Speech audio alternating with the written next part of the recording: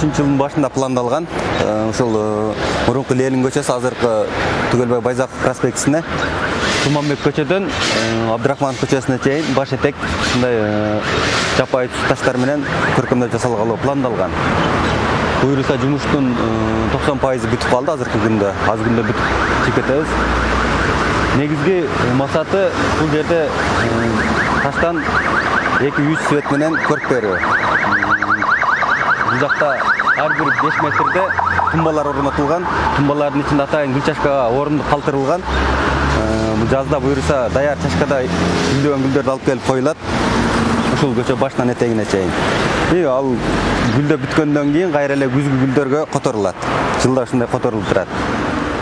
Дагы бир жери ушул тосмодо бизде баа туш келди басып кирбейт, газондорубуз тебеленбейт. Ичинде да эккен гүлдөрүбүз